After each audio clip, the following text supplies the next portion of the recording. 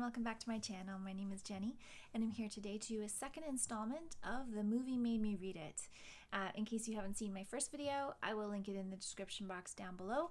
This is basically where I talk about movies that I have seen and books that I have read because I saw the movie, and then I kind of compare them. So in the first video, I listed 3 books that I was planning to read based on how much I loved seeing the movies. And 2 of those I have read, so I was going to talk about them today, plus a few others. So I'm going to start with The Reader by Bernhard Schlink. And it was a film that I saw not too close to when it came out, but maybe a few years after. It came out in 2008 and starred Kate Winslet. If you have not heard of this story, it is set post-World War II in Germany. It is a coming-of-age story about a young man who has a sexual relationship with a woman who is very secretive, and she is older than him, and it turns out that she was a guard during World War II.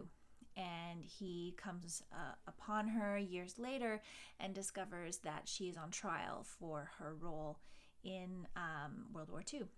And it is interesting because the book is quite short, and I feel like the book was written in a way that made it translate into a movie very, very well. I enjoyed both of them. I enjoyed the book and the film equally, I would say. I think that there's not a lot of change between the two. The stories pretty much follow the same trajectory, and because I had seen the movie, I imagined Kate Winslet as the character, as the female character through the whole story. So I think it was a great film, and I think it was a really enjoyable book as well. It certainly has some more difficult subject matter in it, but I think that it was handled really well by the author, and the way the story moves, it just keeps moving at a really compelling pace. The other film and book that I talked about in the previous video that I was going to read was A Single Man by Christopher Isherwood. And this is a novel that was written in the 1960s. And it was made into a film in 2000 and released in 2009 by Tom Ford, who was the director. Tom Ford, the fashion designer. And this is a case where I enjoyed the film more than the book. So, this is a well-written book, and I think it told the story. It's the day in the life of a man who is dealing with the death of his partner, a gay man in LA in the 1960s. But I felt like the book lacked a certain connection for me that the film had. And I think the reason the film was more connected to me is because of the aesthetics of Tom Ford. So he was able to take the aesthetics of the 1960s and distill them into this very stylized and beautiful feast for the eyes throughout the entire film. And to me, he elevated the story. He was able to, the acting. Colin Firth plays the main character. He was really, really good at embodying this character and bringing him to life. And so I just felt that the film actually told the story for me in a more compelling way than the novel did. So that was, this isn't the first time that I've read a novel after seeing the film and thought, but, or vice versa. But yeah, I would say this was fine. This was fine. It just wasn't as good as the movie. The other film to movie comparison today is The Whale Rider, which is a 2002 film. I saw this film in theater when it came out, and it was so magical and very compelling. It is a indigenous story from New Zealand and set in the Maori culture, and it is about a young girl who rises through a very patriarchal system in the indigenous chiefdom to take her power as the next in the lineage of chiefs. And this is based on the novel by Witi, Ihimaera. That this novel came out, I believe, in the 90s. Let me just double check that though. Oh, sorry, the 80s, 1987. So this is a case where a lot of the plot is changed for the film. So it's hard for me to say which one I would recommend you see first, or you read or see first, because there's quite a bit of difference in the plot and the perspective. So in the book, the story of the young girl, who in the book is named Kahu, and who in the film is called Paikea, is told through her uncle. Her uncle is the narrator of the story, and you follow him and his life trajectory as it relates to her. So he is, in his late teens and 20s when she's born and growing up, and I believe the book ends when she's around 8 to 10 years old. And so you see her perspective through him, and then you also have a narrative that is very much the spiritual narrative to the story, told through the eyes of this ancient pod of whales moving through the seas, because they're in this particular tribe, this particular Maori tribe. They have a connection to whales, and their lineage is tied to the whales, and their mythology as a people is tied to the whales. And so you're hearing the whale story, and you're hearing Wariri telling the story of his family and his niece. There's also a much harsher relationship between the young girl and her great grandfather in the book than there is in the film. So in the film, what they've done is they've taken out some of the more extenuating family relationships. So they've removed a generation. So it's a grandfather and his granddaughter instead of a great-grandfather and his granddaughter.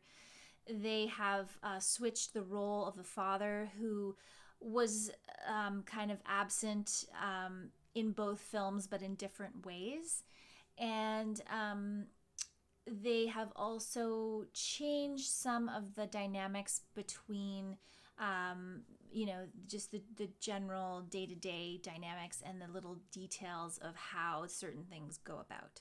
So overall, I don't think that's a very big deal. But when you look at the film, you can see why they made those changes in some ways, because I think it does make the story flow a little better to have it come more from the perspective of the young girl, because it is about her, and so you do want her perspective. You want her to be the narrator. So I struggled a little bit with that reading the book. But I think they both the film and the book present a compelling view of Maori culture. And I think that they're both really, really valuable in terms of Indigenous own voices storytelling. So I think that, they each have their different merit and their different value. But I would also say that the performance by the young actress who played Paikea in the film, she was the youngest woman to be nominated for an Academy Award for her performance, and she was incredible. So I think that in the Best Actress category, I think that was what it was. So I would say approach this. If you tend to like books better than films, then I would say read the book. But I would say that the film in and of itself is a beautiful family film that, just is so emotional, and it really does give you the same essence of the story without a lot of the removal of the young girl from the main narrative, if that makes sense. Okay, so now I'm going to tell you about the books that I'm planning on reading in the future based on some films that I have seen. So The Hours by Michael Cunningham. I saw that this film came out in 2002, starring Meryl Streep, Julianne Moore, and Nicole Kidman. I really love this book. I did end up reading Mrs. Dalloway by Virginia Woolf because of it, and I didn't actually enjoy it very much, but I feel like at the time, Virginia Woolf's writing style may have been a bit mature for me to appreciate, and so what I'm hoping to do is read The Hours and read Mrs. Dalloway, and I will of course talk about that experience of reading in my Bloomsbury Diaries series as well, but this will be an upcoming one. I thought the film for this was just beautiful, phenomenal acting, and it's again quite a short book, so I'm really intrigued to see how the book stands up next to the film. The next one is a 1992 film called Like Waterford Chocolate, and this film is sensual and it's set in Mexico. It's got some magical realism in it. It's about a woman who can put her emotions into her food, and that causes a lot of havoc and crazy things to happen around her and her family. So yeah, I found that on the library catalog a few years ago, so I'm very excited to see how the book stacks up, and I believe the book actually has recipes in it as well, so that'll be really interesting to see. And then the third book is the book that the film Photographing Fairies was based on. The film was filmed in 1997, and this 1992 book by Steve Szilagyi is the basis for it. So this is a very intriguing story. It's about a 1920s country policeman who pushes his way into a photography studio with these photographs that appear to have fairies in them, and an investigation that ensues after that, trying to figure out if these photographs are real or if they're fake. And yeah, I just remember loving the movie, and I'm very intrigued to see if I enjoy the book as much as I love the film. So what often happens is with these projects is I either have recently watched the film and read the book, or I have watched it years ago, I read the book, and then I rewatch the film.